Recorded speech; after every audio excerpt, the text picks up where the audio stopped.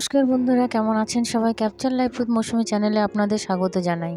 আজ আমি নানান ধরনের ইডলি বানিয়েছি এবং কয়েকটি চাটনি বানিয়েছি, তো ওটাই আমি আপনাদের সঙ্গে শেয়ার করছি। চলুন বানিয়ে ফেলি ইডলি। প্রথমে আমি 3 কাপ চাল নিয়েছি, এটা আতপ চাল, আর 1 কাপ আমি কালাই ডাল নিয়েছি। তো যেই কাপ দিয়ে চাল নিয়েছি সেই কাপেরই আমি ডালটাও নিয়েছি।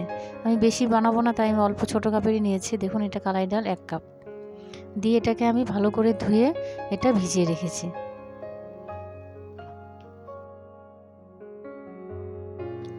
তো চালটা ও ডালটা আমার ভিজে গেছে, তো এটাকে আমি এখন মিক্সিতে পেস্ট করে নেব।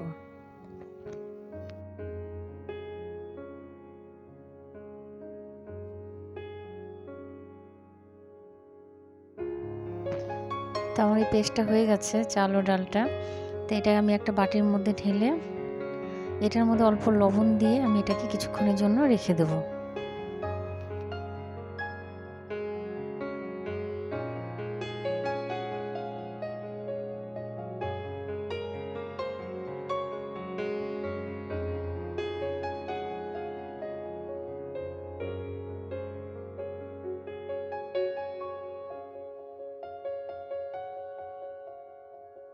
তো এটা আমি ঢাকা দিয়ে রেখে দিই। চলুন ততক্ষণে আমি চাটনিগুলো বানিয়ে নিই। প্রথমে আমি কড়াইতে কিছু বাদাম ভেজে নিলাম। বাদামটাকে ভেজে এর যে ছিলকাটা এটাকে উঠিয়ে আমি এটা একটা চাটনি বানাবো। তো হয়ে গেছে আমার বাদামটা ভাজা। তো এবার যখন একটু ঠান্ডা হবে এটার পুরো চোকলাটা আমি উঠিয়ে নেব। উঠিয়ে এটাকে আমি একটা ভালো চাটনি বানাবো। দেখুন কি সুন্দর উঠে যাচ্ছে। তো এটাকে ভালো করে ভাজতে হবে, ভাজাটা কাঁচা থাকলে তাহলে এটার চোকলাটা উঠবে না। তো এইভাবে আমি করে হাত দিয়ে এটাকে ঘষে নেব। ঘষলে দেখুন কি সুন্দর চোকলাগুলো উঠে যাচ্ছে। এইভাবে করে আমি সবগুলো বাদাম ছুলে নেব। তা আমি এবার এই বাদামগুলো মিক্সার বাটিতে দিয়ে এর মধ্যে আমি অল্প রসুন দেব আর অল্প কাঁচা লঙ্কা দেব, দিয়ে একটু লবণ দিয়ে একটু জল দিয়ে এটাকে একটা পেস্ট বানিয়ে নেব।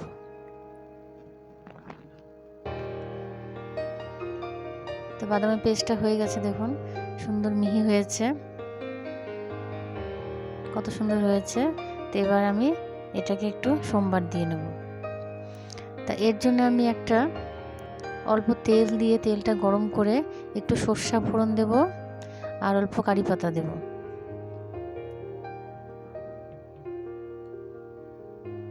আর অল্প কারি পাতা দিয়ে এটা আমি চাটনির মধ্যে ঢেলে দেব। দিয়ে এটা নাড়াচাড়া করে নেব। দেখলেন কত ইজি চাটনি বানানো, আর খেতেও খুব ভালো লাগে। এটা আপনারা বানিয়ে দেখুন, খেতেও খুব ভালো লাগবে, ইডলির সঙ্গে তো ভীষণ ভালো লাগে। এইভাবে করে আমি এই চাটনিটা বানিয়ে নিলাম। এবার আমি আরেকটা চাটনি বানিয়ে নেব। তো এই জন্য আমি কিছু ধনেপাতা নিলাম আর অল্প রসুন আর কাঁচা লঙ্কা দিয়ে একটু লবণ দিয়ে এটাকে আমি একটা এর পেস্ট বানিয়ে নেব। এটাও খুব ইজি এবং খেতেও খুব ভালো লাগে। তো দেখুন হয়ে গেছে আমার। আর এর মধ্যে আমি সোমবারে কিছু দেবো না, একটু কালো জিরা শুধু ফোড়ন দেব। কালো জিরা অল্প তেল দিয়ে অল্প কালো জিরা ফোড়ন দিয়ে এটা আমি অল্প ভেজে নেব।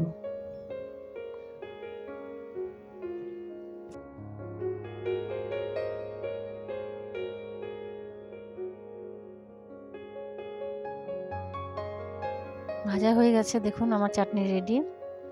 তো এটাও ইডলির সঙ্গে খাওয়া যাবে, এটাও খেতে খুব ভালো লাগে। চলুন আরেকটা চাটনি বানিয়ে নিই। এটা আমি বিট দিয়ে বানাবো।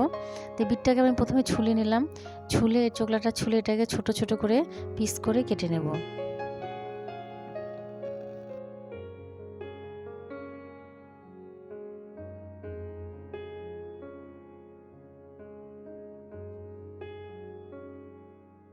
তো ছোলা হয়ে গেছে, এবার আমি ছোট ছোট টুকরো করে কেটে নিচ্ছি।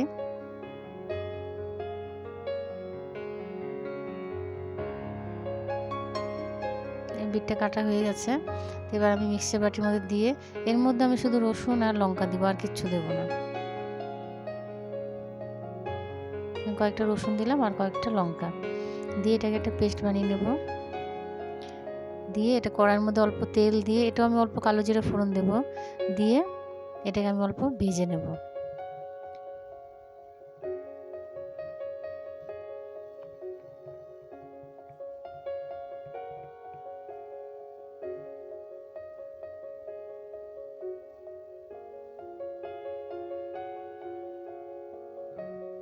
তো এটাকে অল্প হালকা করে ভেজে নিলেই আমার এই বিটের চাটনি রেডি। আর এটা খুব ইজি, খুব বানাতেও ভীষণ সহজ এবং খেতেও ভীষণ ভালো লাগে। এটা ভাত দিয়েও ভালো লাগে, ইডলি দিয়ে, রুটি দিয়ে, যেটা দিয়ে খাবেন সেটা দিয়ে ভালো লাগে, আর খুব হেলদিও। তা আপনারা একবার বানিয়ে দেখুন। এবারে আমি যে চাল বাটাটা রেখেছিলাম, তো ওটাকে আমি দুটো বাটির মধ্যে অল্প অল্প করে নিয়ে নেব। এটা আমি একটু অন্যরকম ইডলি বানাচ্ছি, এটা খেতেও ভীষণ ভালো লাগে আর দেখতেও খুব সুন্দর লাগে। এর মধ্যে আমি অল্প বেকিং সোডা দিয়ে দিলাম, যেহেতু আমি সঙ্গে সঙ্গে বানাচ্ছি তাই বেকিং সোডাটা দিলাম। আর যদি আমি এটা ভিজিয়ে রেখে দিতাম তাহলে আমার বেকিং সোডাটা দিতে লাগতো না, এমনি ফুলে যেত। তাই এটা আমি সাথে সাথে বানাচ্ছি, বেটের সাথে সাথে বানাচ্ছি জন্য আমি এটা অল্প বেকিং সোডা দিলাম। এবার দেখুন একটা দুটো বাটির মধ্যে আমি অল্প অল্প করে উঠিয়ে নেব।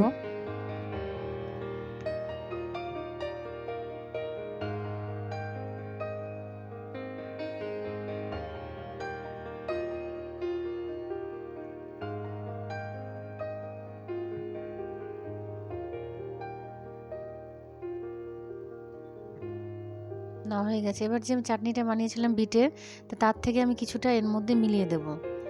তো মিলিয়ে দিলে এটা কালারটাও সুন্দর হবে এবং খেতেও ভালো লাগবে, খেতেও একটু অন্যরকম লাগবে, যেহেতু এটার মধ্যে রসুন লঙ্কা টঙ্কা সব দেওয়া আছে। তো এটার মধ্যে আমি মিলিয়ে দেখেছেন কত সুন্দর কালার হলো। তো এটার মধ্যে আমি বিটের চাটনিটা মিলিয়ে দিলাম, আর এটার মধ্যে আমি যে ধনেপাতা চাটনিটা ছিল সেটা মিলিয়ে দেব।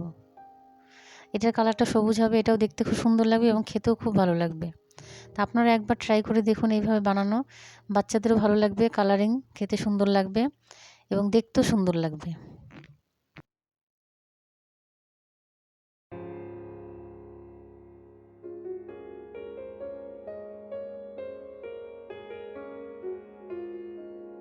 মিলানো হয়ে গেছে, তা আমি এখন ইডলির বাসনের মধ্যে অল্প তেল মাখিয়ে নিলাম, নিয়ে আমি এর মধ্যে এবার এগুলো দিয়ে দেব।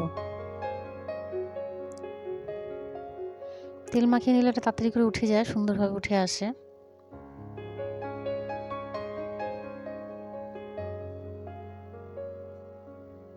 এই অল্প অল্প করে এর মধ্যে আমি এখন ঢেলে দেব। প্রথমে আমি বিটেরটা ঢাললাম,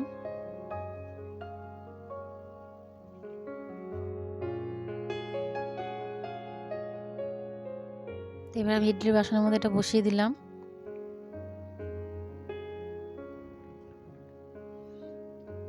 এবারে আমি ধনিয়া পাতা যেটা বানিয়েছি ওটা দেব।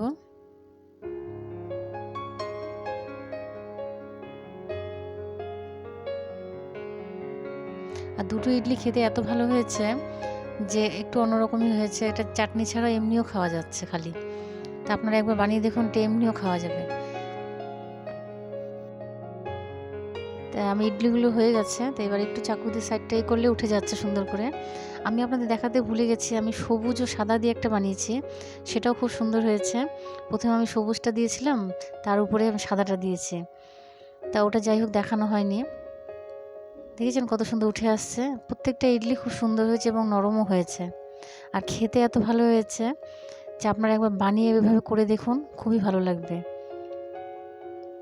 একটা চাটনি ছাড়া এমনিও খাওয়া যাচ্ছে। দেখুন এটা ধনেপাতা চাটনি, ধনেপাতা দিয়ে বানিয়েছি, এটার কালারটা একটু সবুজ হয়েছে। আর এটা দেখুন ধনেপাতাটা আর প্লেনটা দিয়ে বানিয়েছি, কত সুন্দর দেখতে হয়েছে, দেখেছেন কত সুন্দর দেখতে লাগছে। এভাবে আপনারা বানিয়ে নিন বাড়িতে। আমার এই রেসিপিগুলো যদি আপনাদের ভালো লেগে থাকে তবে অবশ্যই লাইক করুন, কমেন্টস করুন এবং শেয়ার করুন, এবং আমার চ্যানেলটাকে সাবস্ক্রাইব করে দিন। আবারও আপনাদের সঙ্গে দেখা হচ্ছে আমার পরবর্তী রেসিপিতে। নমস্কার।